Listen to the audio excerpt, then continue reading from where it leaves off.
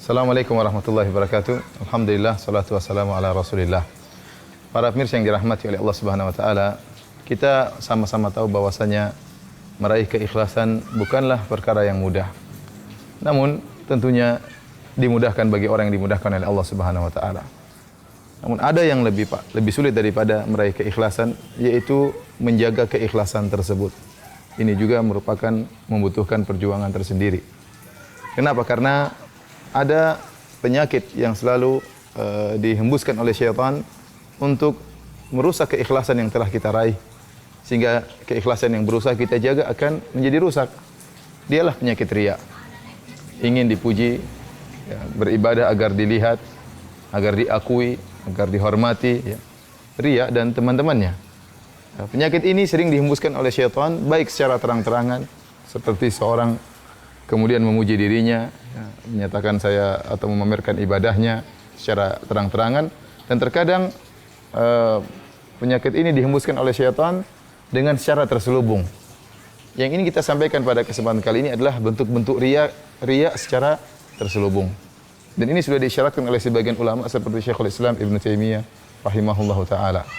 Beliau menyebutkan di antara bentuk riya terselubung seperti seorang misalnya menggibah orang lain, menjatuhkan orang lain, namun tujuannya adalah untuk memuji dirinya sendiri.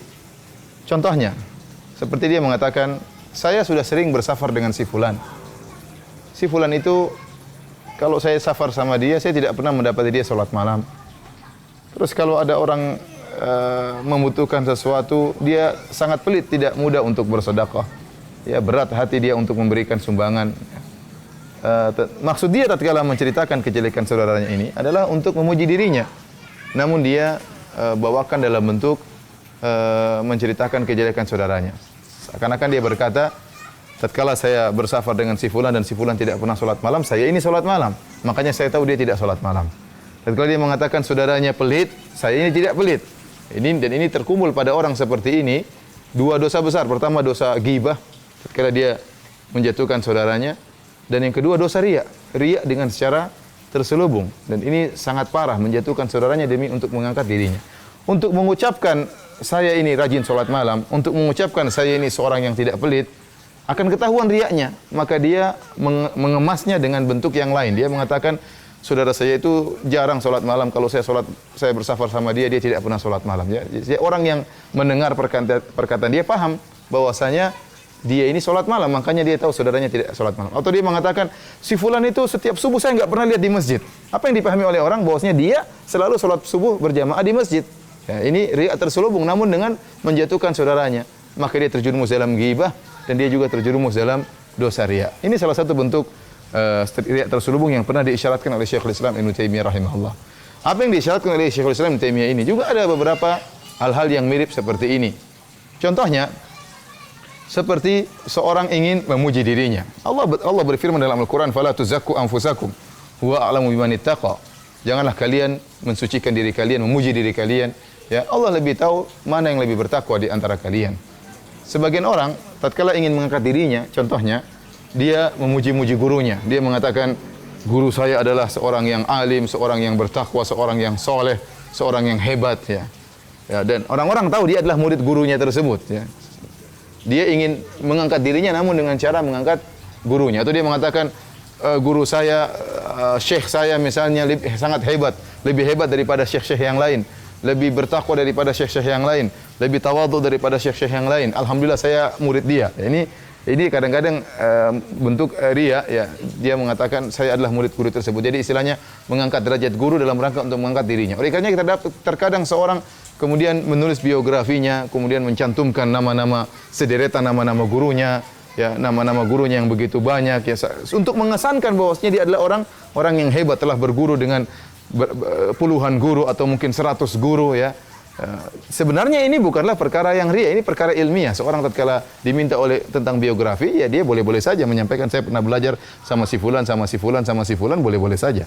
Tapi kita berbicara terkadang ini dijadikan sarana oleh syaitan untuk menghembuskan riya dalam hati seorang dengan menyebutkan nama-nama gurunya yang banyak, dengan menyebutkan kehebatan gurunya, maka dia pun terangkat. Ya, dia ingin menyombongkan dirinya, memamerkan dirinya bahwasanya saya seorang yang hebat karena telah memiliki banyak guru. Dan semisal dengan ini juga sebagian orang yang memamerkan kedekatannya dengan ustadz. Dia mengatakan saya selalu dengan ustadz fulan, ya, selalu bersama dengan ustadz fulan. Ya, ini suatu kebahagiaan seorang murid senantiasa bersama dengan ustadz fulan. Tapi jangan sampai dia mengesankan bahwasanya dia pun ikut hebat sebagaimana ustadz tersebut karena ustadz tersebut dekat dengan dia. Ya. Ini bisa jadi masuk dalam pintu-pintu riya. Ya, kita katakan bahwasanya dekat dengan ustadz baik, tapi bukan berarti hal itu kemudian menjadikan Anda mulia. Ya, betapa banyak orang yang dekat dengan ustadz kemudian malah terpedaya, ya, seakan-akan dia sudah mulia, seakan-akan dia levelnya dekat dengan ustadz, padahal dia tidak bisa apa-apa.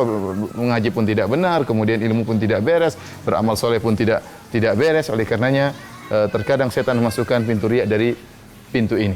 Kemudian di antaranya juga para pemirsa yang dirahmati Allah Subhanahu wa taala. Seorang, ya, kita, Allah Subhanahu wa taala berfirman, wa amma bi ni'mati rabbika fahaddits. Adapun terhadap nikmat Rabbmu maka sampaikanlah, maka ucapkanlah. Kita kalau diberi nikmat oleh Allah Subhanahu wa taala kita tunjukkan.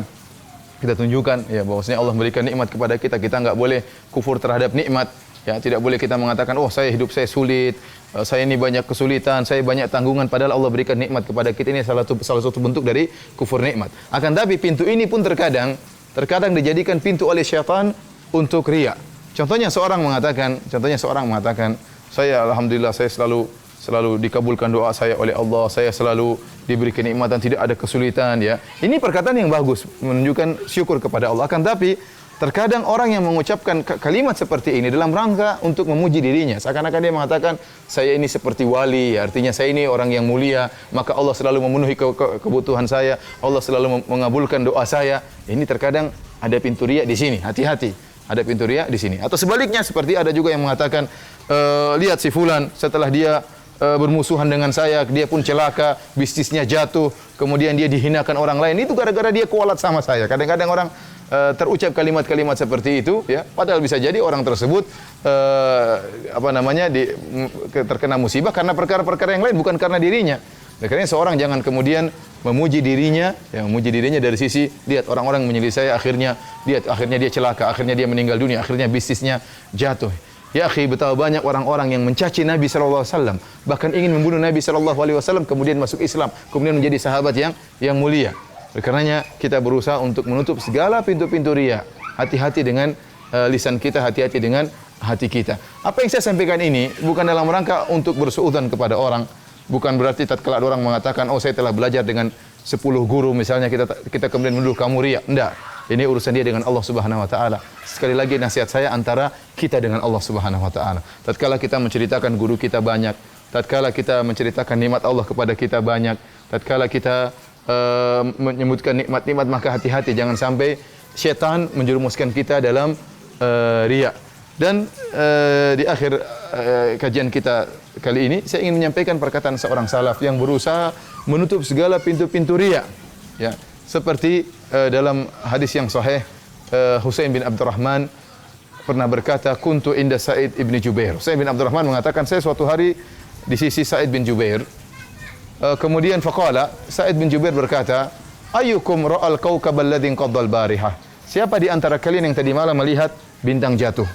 Maka Husain bin Abdurrahman mengatakan, ana, amma ini lam akun fi salatin walakinni ludiktu. Dia mengatakan, iya tadi malam saya sempat melihat bintang jatuh. Akan tapi ketahuilah, saya melihat bintang jatuh tersebut, ya, karena saya sedang disengat binatang berbisa. Artinya, kok bisa dia melihat bintang jatuh? Berarti dia sedang tidak tidur di malam hari. Bisa jadi orang yang mendengar perkataan ini menyangka dia tidak tidur di malam hari karena sedang sholat malam, sehingga akhirnya dia bisa melihat bintang jatuh. Namun untuk menghilangkan salah sangka ini, ya, jangan sampai dia akhirnya dipuji dengan apa yang dia tidak miliki, apa yang tidak dia lakukan, maka dia mengatakan, amma ini lam akun fi salat, saya tidak tidur malam, saya begadang bukan karena salat malam. Walakin ludiktu, akan tapi saya sedang disengat binatang berbisa. Dan ini lihat bagaimana para salaf dahulu mereka menjauhkan diri mereka dari pintu-pintu salaf. Kalau orang tanya sama antum hafalan Qur'annya berapa? Maka antum jangan mengatakan, oh cukuplah alhamdulillah. Jangan mengesankan hafalan Quran antum banyak, padahal cuma setengah juz, ya. Setengah juz pun tidak sampai, terkadang hanya beberapa surat. Tidak mengapa kita mengaku alhamdulillah hafalan saya, alhamdulillah cuma masih sedikit, saya masih berusaha menghafal. Kita berusaha merendahkan diri kita. Jangan buat orang berkesan seakan-akan kita ini orang hebat, seakan-akan kita adalah wali-wali Allah. Ya Allah, kata Allah Subhanahu wa taala, "Fala tuzakku anfusakum." Janganlah kalian memuji diri kalian, jangan kalian merekomendasi diri kalian. Huwa a'lamu bimanittaqwa. Sungguhnya Allah lebih mengetahui mana yang lebih bertakwa. Wallahu taala alam bisawab. Assalamualaikum warahmatullahi wabarakatuh.